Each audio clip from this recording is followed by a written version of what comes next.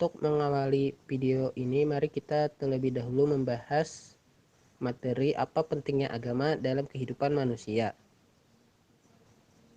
Sebelum itu, alangkah baiknya kita mengetahui pengertian agama. Agama dalam Al-Quran disebut millah. Misalnya, millatu Ibrahim yang artinya agama yang dibawa Ibrahim. Quran Surah An-Nahl ayat 123. Selain itu, dalam Al-Quran agama juga disebut dengan din atau ad-din. Misalnya, lakum dinukum waliyadin, yang artinya bagimu agamamu dan bagiku agamaku. Kemudian menurut arti istilah atau terminologi, agama memiliki 3 unsur pokok, yaitu yang pertama, satu sistem credo, yaitu tata keimanan atau tata keyakinan atas adanya sesuatu yang mutlak di luar manusia. Yang kedua, satu sistem retos, yaitu tata peribadatan manusia kepada yang dianggapnya yang mutlak itu. Ketiga, satu sistem norma, yaitu tata kaidah yang mengatur hubungan manusia dengan sesama manusia dan hubungan manusia dengan alam lainnya, sesuai dengan jalan tata keimanan dan tata peribadatan.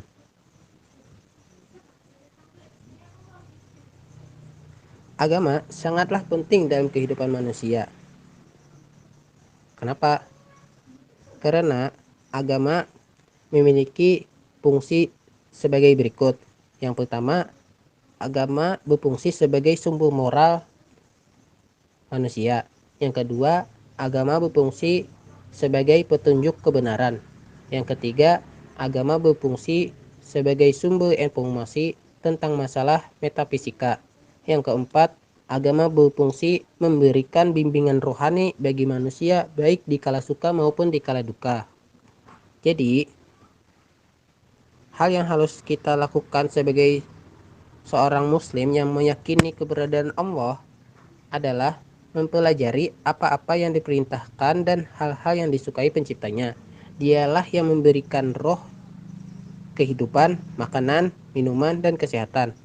Selanjutnya, kepada Dia kita harus mengabdikan seluruh hidup kita untuk patuh kepada perintah-perintah Allah dan mencari ridha-Nya.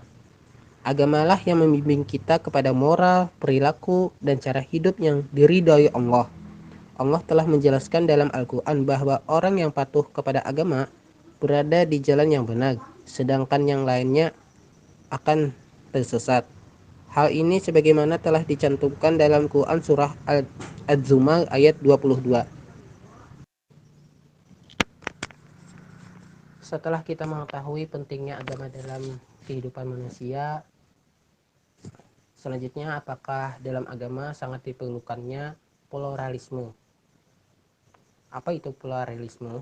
Pluralisme adalah sebuah bentuk dari keberagaman akan paham yang dimana pada ambiguitas akan tercipta pada bagian akhirnya. Yang berarti pluralisme agama adalah sebuah paham yang mengajarkan bahwa semua agama adalah sama. Tentu hal tersebut sangat bertentangan terhadap agama Islam. Kenapa? Karena dalam pandangan Islam, anggapan bahwa semua agama adalah sama atau pluralisme tidaklah diperkenankan. Karena hal ini dengan kata lain menganggap bahwa Tuhan yang kita sembah ini, yaitu Allah, sama dengan Tuhan yang disembah oleh orang non-Islam. Alangkah baiknya sikap kita dalam menghadapi pluralisme agama adalah menghargai dan toleran kepada pemeluk agama lain, karena kita merupakan bagian dari keberagaman tersebut. Nah, selanjutnya kita akan membahas mengenai metodologi studi Islam yang mengkaji di bidang fikih. Sebelum itu, kita harus terlebih dahulu mengetahui apa saja cakupan fikih yang ada di syariat Islam. Cakupan fikih yang ada di syariat Islam mencakup seluruh kehidupan manusia, dan tidak ada satupun perbuatan manusia kecuali ada hukumnya menurut pandangan syariat, seperti dalam hal perkawinan, waris, jual beli, utang piutang, sewa menyewa, dan lain-lain. Jadi, di dalam studi Islam kita akan mengkaji perbuatan manusia dari perspektif syariat tersebut melalui kajian di bidang fikih. Lalu apa itu fikih? Fikih menurut bahasa memiliki arti paham dan mengetahui. Sedangkan menurut istilah adalah ilmu yang mempelajari hukum-hukum syara yang bersifat praktis yang diambil dari dalil-dalil yang sudah terinci.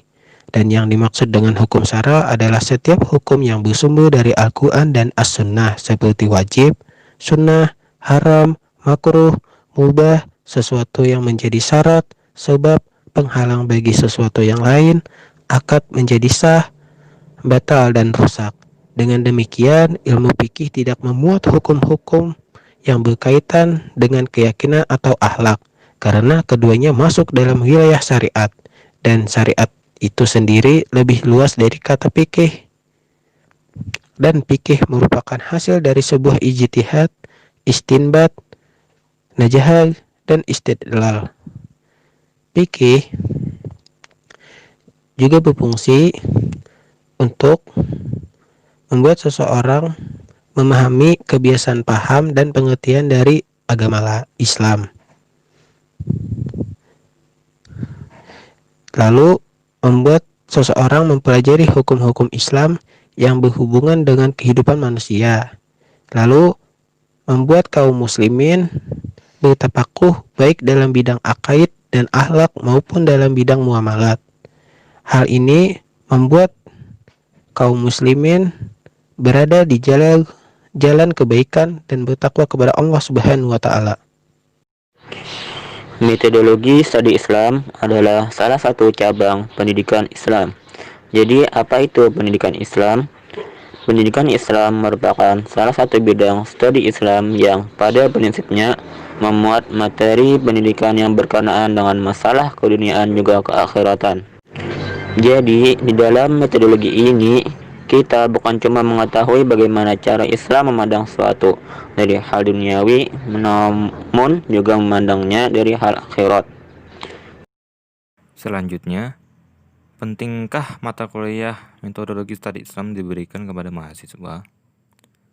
Sangat penting, yaitu dapat memberikan pola pikir kritis mengenai segala permasalahan yang terjadi dalam bidang kehidupan, baik itu agama, sosial masyarakat, dengan kajian pandangan pola pemikiran Muslim yang mengedepankan konsep kebenaran dan akal sehat, serta juga mempelajari metodologi studi Islam juga mengembangkan pola berpikir maju sesuai tuntunan Islam. Nah, dalam kalian mempelajari metodologi studi Islam, tentu kalian harus mempunyai buku untuk referensi kalian mempelajari mata kuliah ini. Di sini saya sudah punya satu buku, yaitu dengan judul Metodologi Studi Islam, karangan Profesor Dr. Haji Abudin Nata MA. Penerbitnya itu adalah Raja Grafindo Persada, PT Raja Grafindo Persada. Cetakannya itu edisi revisi, cetakan ke kalau nggak salah 22 ya. Ya 22. Tanggal terbitnya itu Agustus 2016. Kota penerbitnya Jakarta. Buku ini juga dalam bahasa Indonesia ya, nggak dalam bahasa asing. Mudah kalian baca. Tebalnya itu kira-kira itu sekitar 500 halaman. Nah, yang dibahas ini antara lain nih, bisa kita lihat di belakangnya ini. Berbagai pendekatan dalam memahami agama, hubungan agama dengan ilmu pengetahuan sosial, metodologi pemahaman Islam, teori-teori penelitian agama dalam tafsir, hadis, filsafat Islam, ilmu kalam, tasawuf, fikih, politik, pendidikan Islam, sejarah Islam, pemikiran modern dalam Islam, serta antropologi dan sosiologi Islam.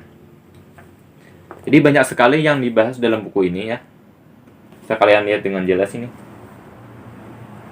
Nah, harganya itu harga aslinya ya, karena saya beli online itu harga aslinya dari tokonya itu harganya 25.000. Murah loh, 25.000 ini. Dengan tebalnya 500 halaman 25.000. Karena saya beli online di Shopee, jadi ada ongkirnya. Jadi total keseluruhan saya beli itu sekitar 42.000 rupiah. Ini bagus sekali buat referensi kalian dalam mempelajari metodologi studi Islam.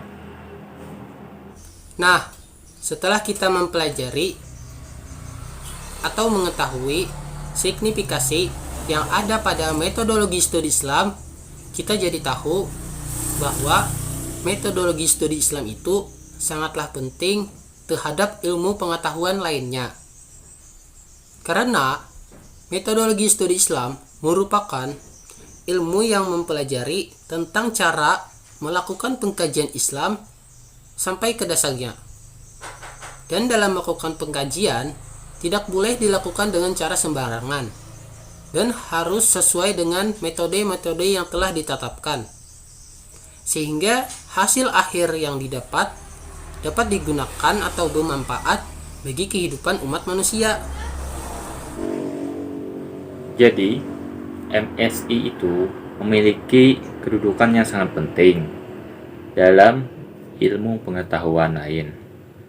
Kedudukan studi Islam sangat penting dalam mencapai tujuan karena ia menjadi sarana yang dibutuhkan untuk menerjemahkan atau memahami pelajaran yang lain sehingga dapat mudah dipahami oleh kita dan diserap oleh kita. Pada intinya, kedudukan metodologi studi Islam sangat penting karena mempelajari kajian-kajian dalam Islam secara mendalam.